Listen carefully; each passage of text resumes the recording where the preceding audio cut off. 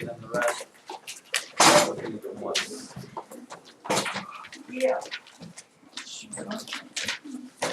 The question you have to answer for problem number 11, in logic says that, well, if it decreased 20% every year, that it would just be 60 because it's going to decrease 40%, but that's not work. That's not how that works. What you have to understand is this.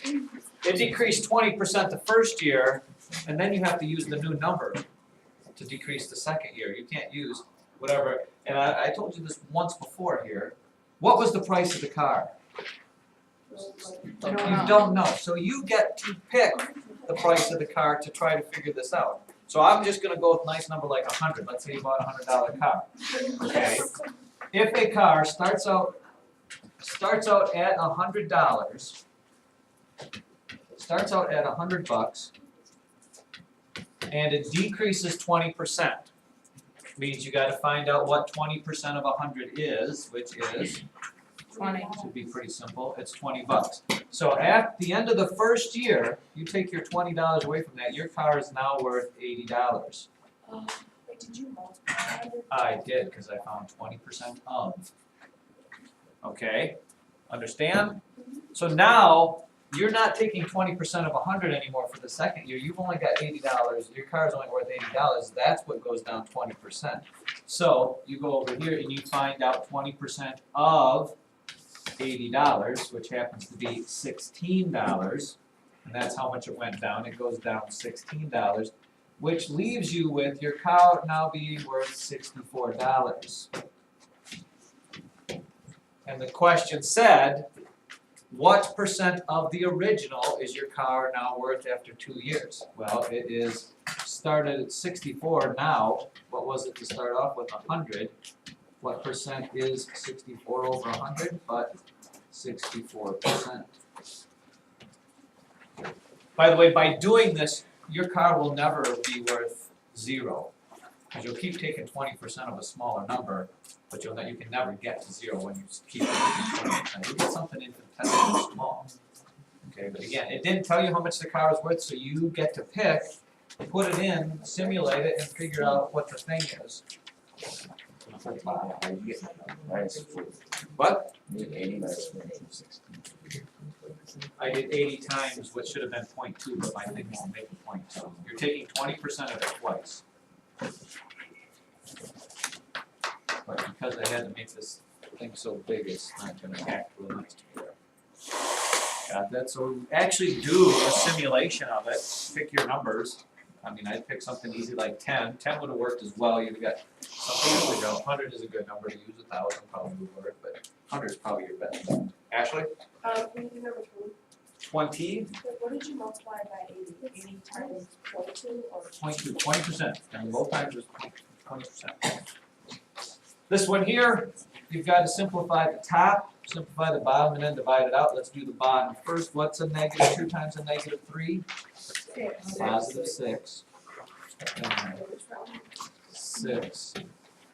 And then here you have this negative 12 doesn't need a parenthesis. That parenthesis doesn't do anything for it.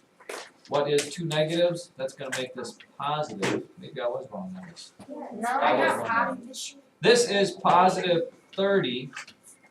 So 30 minus 12 is 18. So it should be 3. Sorry. Yes! What? Yes! How'd you have positive? Yes. I got negative. It's a negative. 2 negatives times themselves gives you a positive 30. So the 6 is negative. I Wait, mean, you're wait, trying to What's that? There is no difference, children, between subtraction and negatives. Subtracting a negative is adding. 2 negatives next to each other become positive. 2 negatives make a positive. Or think back to the rule, to subtract a negative, you add its opposite. Adding the opposite of 5 is adding the opposite of negative 30 is positive 30. Wait, what does that mean? Negative 30? How many negative signs do you see here? 2. A subtraction sign is the same as a negative sign. 2 negatives make a positive. Subtracting a negative is the same as adding a positive. That's the 7th grade math right there, even before that. If you have 7 minus a negative 5, what you were told to do there was add its opposite, which means 7 plus a positive 5. Negative 12 minus this whatever thing is the same as negative 12 times plus positive. Two negatives next to themselves make a positive. Rules don't change on that. It's only two things. Other ones. Number 19 while I'm here. This is multiplication. You don't really need to multiply these together because you're going to factor them down anyways again. So you could just take it as it is, factor the square root of 8 into the square root of 2 times the square root of 2 times the square root of 2.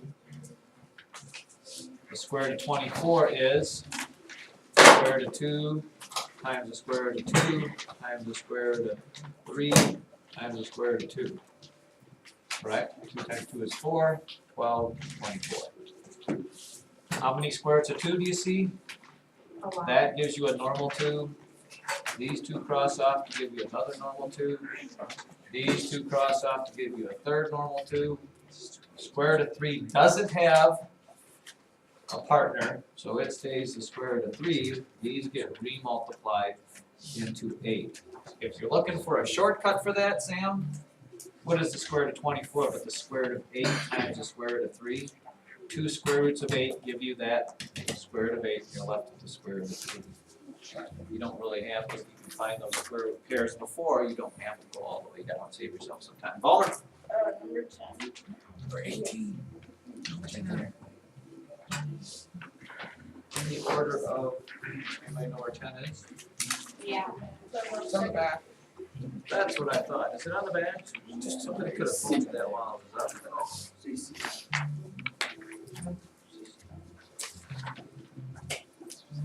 Oh, and here again, people, okay, there's really not a lot of math involved in this. Anytime they're talking about the differences in volumes or differences in areas, you need to think scale factors. Scale factors. If you're taking something that starts out being 10 big and it shrinks down to 1 in size, what's its scale factor? Well, from this to this is times 10. Scale factor is times 10. This, the actual is 10 times bigger than the model, or the model is 10 times smaller than the thing. But we're talking about volume.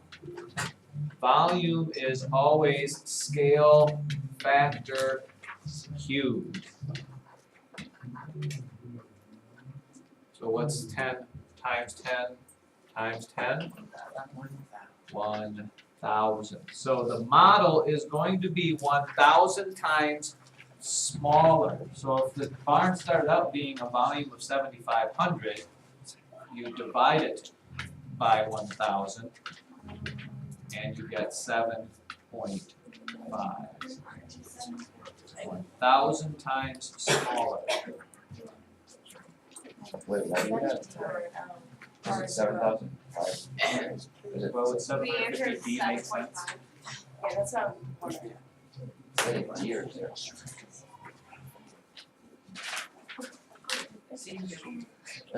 Number 9 on that. Anytime they talk about things getting bigger or smaller in volume and area, think scale factors. It's just Wait, so what's the answer? 1,000 or 7.5? this big box one. So 7.5 feet. it'll be like something more. Wait, so what is 1D minus 1?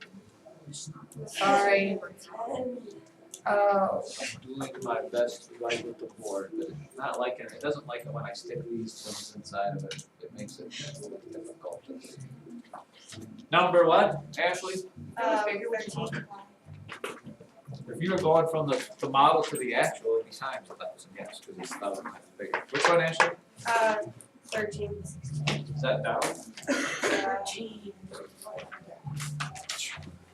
The only thing you need to understand is you need to turn that into its fractional equivalent.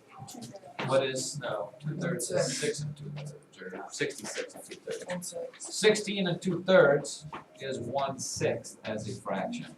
And you're just gonna multiply 1/6 times 12.96 times 1/6.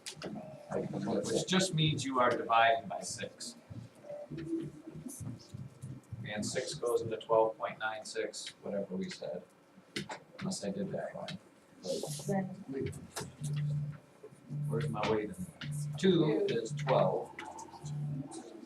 9, 1. That is your, whatever that is, 1/6 of that. I thought you had to multiply. I did. What happens, Josh, when you multiply by a fraction? Top times top, bottom times bottom, you're gonna end up dividing by that 6. Multiplying by 1/2 is cutting something, dividing by 2.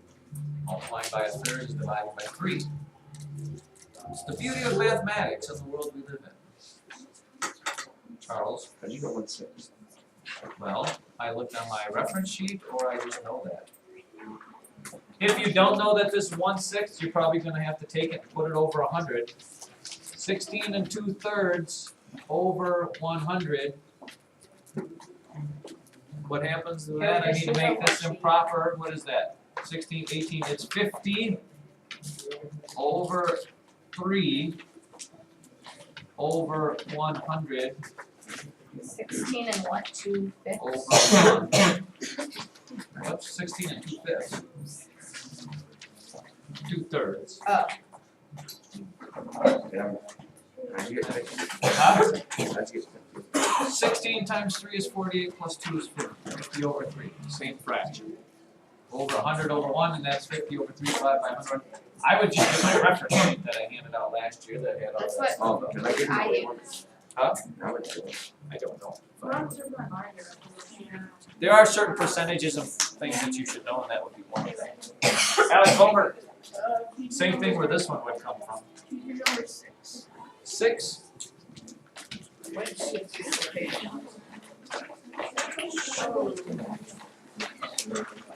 Oh. 23 and 4 is good.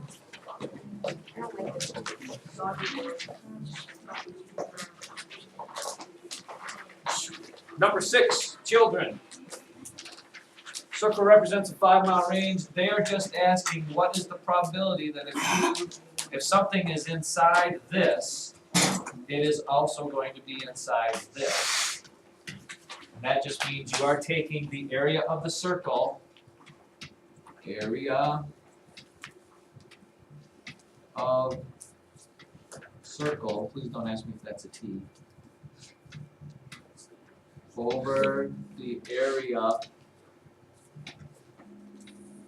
of the rectangle. That's the probability, what you want over the total. What's the formula for the area of a circle? Pi times radius times radius. Formula for the area of a rectangle, length times width. What is the radius of the circle? Anybody? 5. So on top, I'm going to get 5 times 5. It said leave in terms of pi, so I don't have to change the pi. I get 25 pi's over length times width, 20 times 15. This is not a D because there'd be no reason why I would put 2D there because it's 20. That is 300. And then you just need to reduce that fractional part. The pi can stay on top. How many quarters are there in $3? 14 doesn't sound right. That's got to be something else. What is it? 12. It's 12. Yes, that's what I got. Yes. I asked if somebody said it. Nobody said. I got 12. Great. Failing my own test. Where did I go wrong there? Kendall, this is not a D, it's a 0. So how did you get 300? Well, I took the area of the rectangle, which was 20 times 15. That's 300? can't change that one. I did make a mistake there. And again, this, children, is the same thing as 1/12 pi, that means the same exact thing. Pi over 12, 1/12 pi, same thing. Wait, did you reduce? I did reduce 25 over 300. Ashley, 7 perfect, right on top. And 8. See, if I were doing this test, I would have, this is a good one, I would have double checked my answers. This one's hard. But I was kind of underprepared there. And again, this is done, children, so you can see how bad it is to use a credit card and just pay the minimum balance. This is the real point of this whole problem here, is to get you to see that. Kyle, maybe if you focus up here instead of playing with your pencil, some of this will make more sense.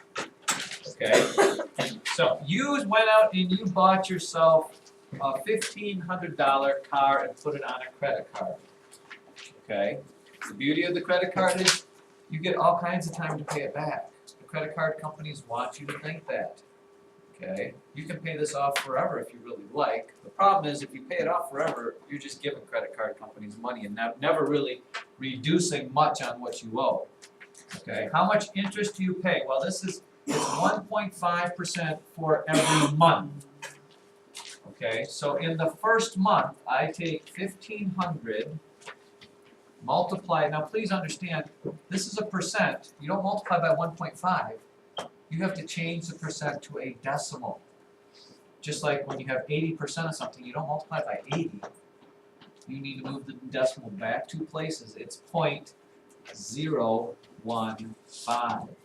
Back 2 places. That will be how much interest. Because interest is principal times the rate. The time doesn't matter because the time is 1. We're talking about 1 month is 1.5 interest, and we're making a 1 month payment, so you don't have to worry about the time. When you multiply all this out, take my word for it, it's $22.50. Okay? That is how much interest. Of the $30 you are paying the credit card company, you are giving them $22.50 of it just so that they borrowed you that money. You pay them $22.50 that doesn't buy you anything except the privilege of using their money. Which means if you paid $30 and they took $22.50 out as interest, you're left with $7.50 that you get to deduct off of what you started with. So you have to subtract your interest from the $1,500. That is not a D. Charlie, I subtracted $22.50 from $30 and I get $7.50. So, of my $1,500 that I started with, after 1 month, I'm still going to owe $1,492.50. Wait, that's just for A? That's for letter B. Letter A was the interest. That's the reason I put $22.50 there. And then B is how much you still have left to pay. Okay? And if you keep paying that, do you know how many months it's going to take you if you're paying off $7.50 every month? In a year, you're going to get about $100 off of that. Which means it's close to 15 years at $30 a month. What would that be? 30 years, well, the nice thing is the next month, you're only going to pay interest on this part, so you might end up paying only $22.25 in interest, so it'll notch it up. Yeah, you're going to end up paying a whole lot of money for that $1,500 car in the end. Wait, do you That's have why a credit cards are okay, just pay them off every month, then you don't get charged anything. Do you have a credit card? I do. what did I do? My mom uses her debit card. And I can tell you My mom has both. never once have I done this. Because if you don't really have that money, you really shouldn't spend it. But credit card, when you stay at hotels, you gotta, it's Kendall, I would love. Yeah.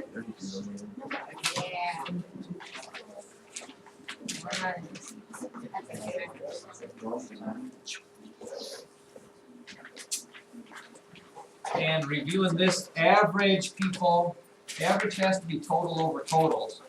You can't just take averages of averages. In other words, you can't say that this person was going 60 miles an hour and then 40 miles an hour, so you take the average of those two and get 50 miles an hour. That doesn't work. You have to go total miles, write it out for you. You need to do total miles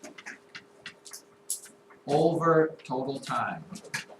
That is what your average is going to be.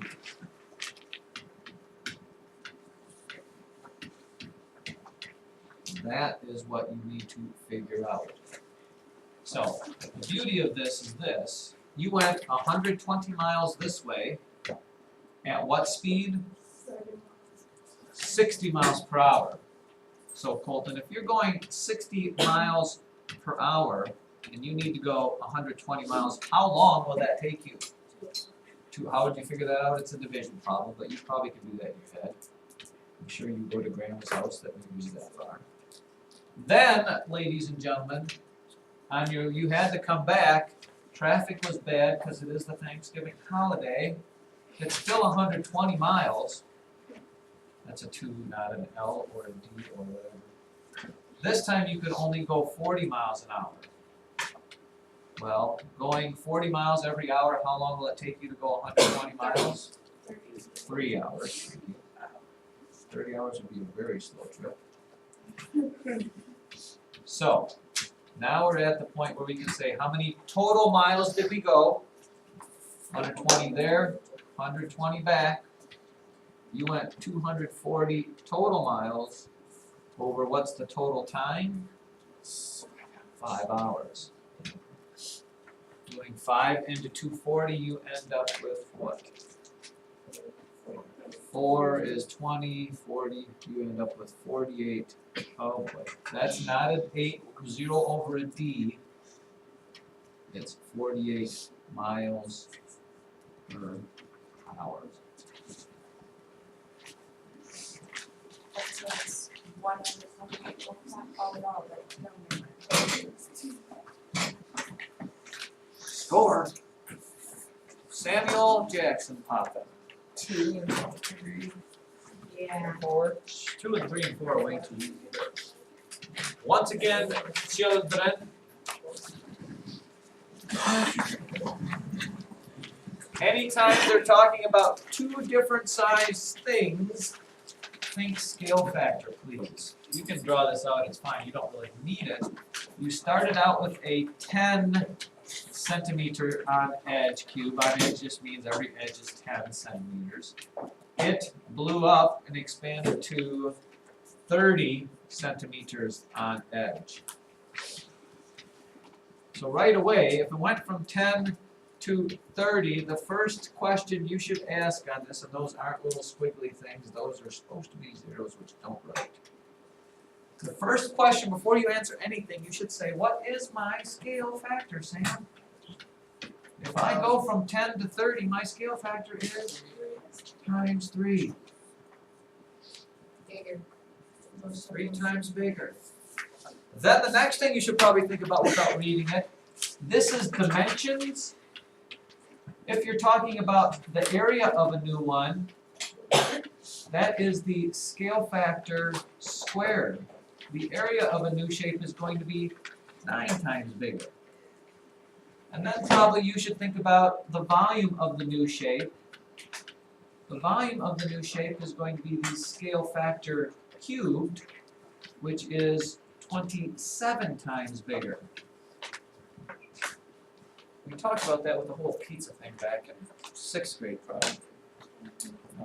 If a pizza's dimensions are twice as big, if you're given a choice to buy a 10-inch pizza or a 28-inch pizza, and the 20-inch pizza is only twice as much, buy it because 20-inch pizza is going to be 4 times bigger in area. Now, what is the question here? A foot is about how many liters? This was 1 liter. Liter is a unit of volume. So the new one is going to be 27 times that bigger. It's going to be 27 liters. So if the smaller cube was like 2, then it would be multiplied 54. 47 times. this was 10, this would be 270. It's whatever, 27 times bigger. Now, this says this, and what you need to know for this one is the beauty of the metric system is this. Okay, that 1 cubic centimeter is the same as 1 milliliter, which means this, 1,000 cubic centimeters is the same as 1 kilogram. I guess this is 1 gram as well. So 1,000 of these cubic centimeters is the same as 1,000 of this and the same as 1,000 grams. It's 1 kilogram, which is the same as 1,000, I can't write it out, 1,000 grams. It's all whatever stuff, which means this, 1,000 centimeters cubed is the same as 1,000 milliliters cubed. Boiling it down, 1 liter is the same thing as weighs 1 kilogram. That's the 1 liter equals 1 kilogram, because 1,000 milliliters equals 1,000 cubic centimeters. Just know that it's 1 for 1. 1 liter, 1 kilogram. Okay, much better than our 12 ounce or 16 ounces make a pound, and there's whatever, blah, blah, blah, blah. Okay, so knowing that, if this thing is 27 liters, it is 27 kilograms. Unfortunately, it didn't ask us for kilograms. It wanted us to change kilograms, 27 kilograms, into pounds. 1 kilogram is 2.2 pounds, so you have to multiply 27 by 2.2. And that's where whatever it was, 54.9, 59.4 came from. 1 kilogram is the same as 1 liter. Now you can't say that about this. How many a gallon is how many pounds? Anybody know? Between 7 and 8. A pint's a pound to roll around. 8 pints in a gallon. 7 to 8. Taylor. How did you get 2.2? Oh, 1 kilogram equals 2.2 pounds. 1 liter is a kilogram. 1 liter, kilogram, same thing. 2.2 times whatever liters you have. Kendall. For the 30 centimeters, did you do anything with that? No, because it was the same 30 as this one up here. They could have said, from the cube in problem 2, figure this out. But they just wanted to make you think a little bit more. Kubicek, you got one, or are you just scratching your head? Which one? 8? I didn't. Does number 4 have to do with that? Yes. Number 4 is- yes, Sam. Oh yeah, I will do 4 if it's on this paper, because I want you to think about it. And then yours. Oh, wait, the fraction is You draw marbles from a bag, and I'm sure you drew this, put this bag in here. I did. 3 reds and 6 blue. And unless it says you replace the marbles, you don't. So you're looking for the probability of pulling out 2 reds. Which means the probability of pulling out the first red, there are 3 reds out of a total of 9 marbles. If you take one of those red marbles away, you're left with only, for the second draw, 2 red marbles and only 8 marbles left in the bag. Probability of both of them happening is their product.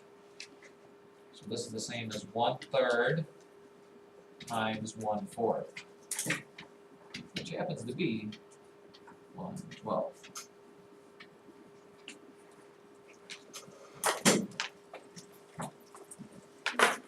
Now what one was we going to?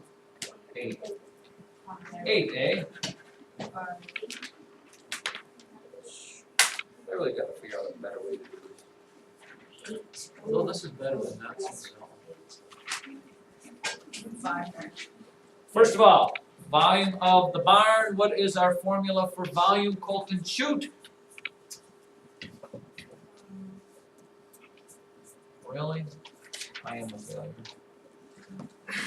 It's not length times width times height anymore, you have to use the old Abel Wyrick. I found the What? volume of the cube and then volume. There is no cube there. Volume is now always the area of the base times its height. That is what you must use. And then comes the age-old question, what shape is the base? One would like to think that a house sets on its base. It is not. Using the loaf of bread theory that I've given you for ages, if you're cutting that into bread and putting it in a toaster, what shape would it be so that you always get the identical same kind of piece, Charlie? Triangle. Well, it's this shape right here. That is your base. You need to find the area of this shape right here. Ooh, wiggled my projector. Look at this shape. There, my eyes are going crazy. Now, before you figure out the area of the base, I would then figure out what the height is. And the height, when you talk about this, is not how tall this shape is. You have to think about it. The height is always perpendicular to the base.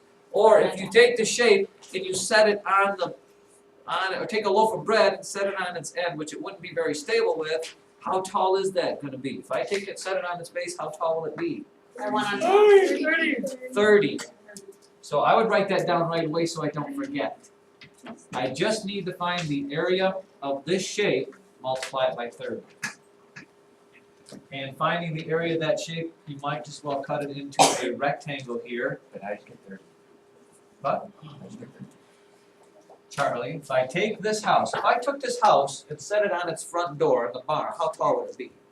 Took it, set it on top, on the face of it. How tall is it going to be? Right here, 30. Set that way. Looks like this. If you could pretend that this is the face, you set it on top of its base. How tall is it from here to here? That would be that dimension there. So doing this right here, what is the area of this rectangle right here? 20 times 10 is correct, 200. Those aren't D's, those are zeros.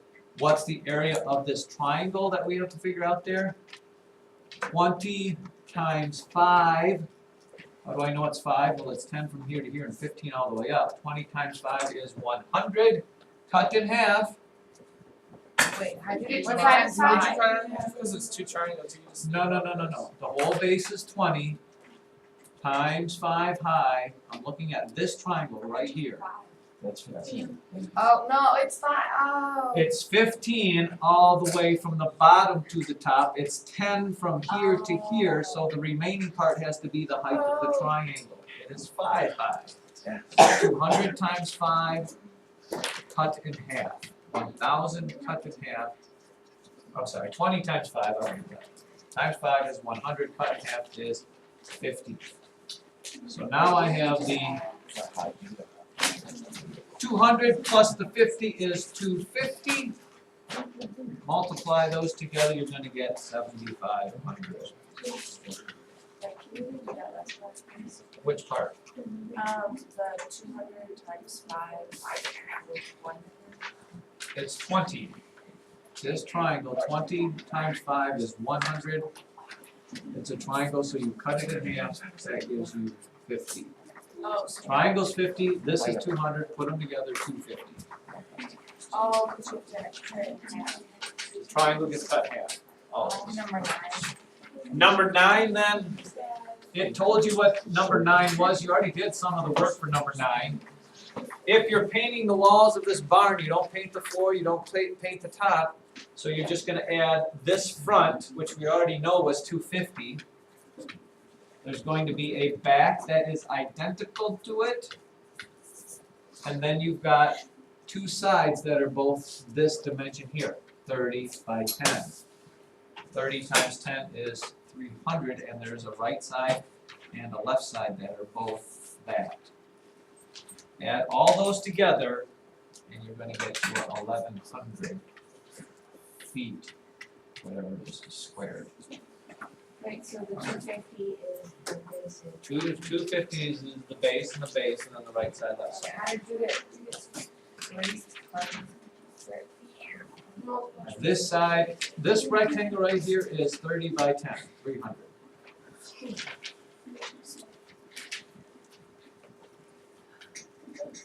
Oh, actually. No top, no bottom, you don't paint the top or the floors. Sam? Number 15. On some kind of here. Hopefully you brought your, stuff here for wreaths.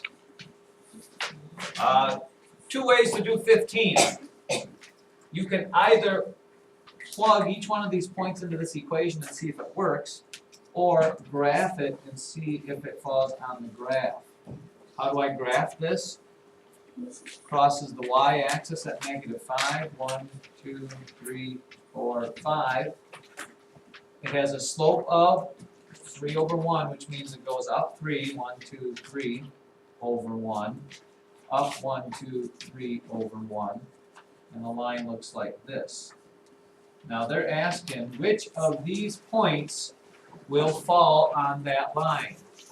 -2, 1 is right here, not gonna happen. 2, 1, well, let's do -1, 2. -1, 2 is right there, not that one. Your choice is either 2, 1 or 1, 2. Well, 1, 2 looks like it's gonna be up here, and 2, 1 looks like it would be right there. Wait, Did I say B or B? it said B. Yeah, 2, 1. Now, how do you know it works? Take a look. This is X, this is Y. If I put 2 in for X, I should get a -1 over here. What is 3 times 2? 3 times 2 is 6. 6 minus 5 is 1. If I put these other numbers in for X, I won't get that. What is 3 times 1? 3. 3 minus 5 is a -2, not a +2. Wait, how did you only get? And granted, if you did this on an actual piece of graph paper, it would be much more clear than what I did there. How'd I get what? But how did you get the first red dot? Crosses the y-axis at -5, y-intercept. Yeah, but then what's the other red dot? Slope went up 3 over 1. 1, 2, 3 over 1. Positive slope. Might have time for uno más.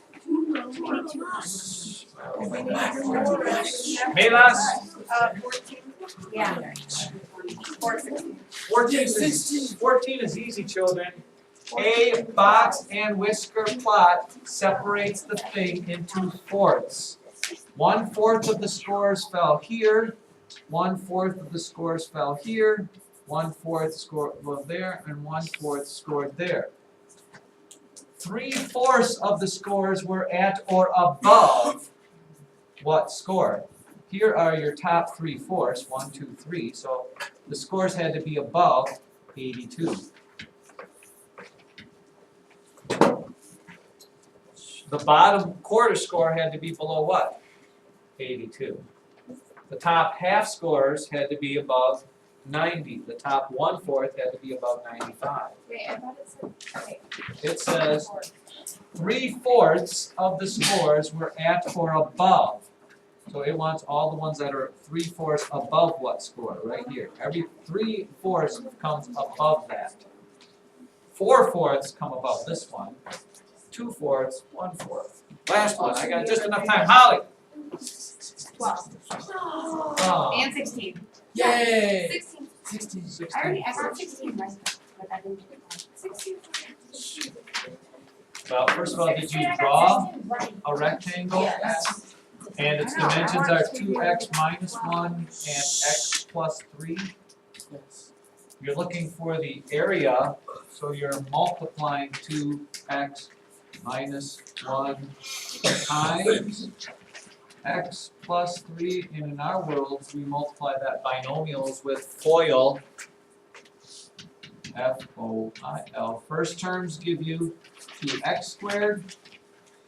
two outside terms give you a 6x that gets combined with the minus 1x for a 5x. And then the two last terms are negative 1 times 3 or a negative 3. And maybe there's time for 12. Is that I not? just need that Close. like, I just need that like short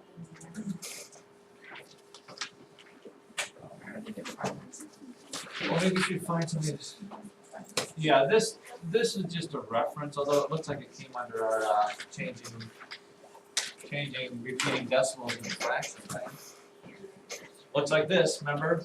You do, what was it? What did it say? F equals 0.5 repeater, multiply it by 10, so 10F equals 5.5 repeater. Subtract the two, the repeating 5s go away, you're left with a 5. 1 from 10 is 9. Divide by 9 and you get 5 9ths. Just that easy. Like, can you go back to So it's 16? four. We gotta go. Wait, Go back to so 16 wait, really what happens after you subtract and do that? 9F equals 5. Then you divide it up, divide by 9. Where did you get? What? Nope.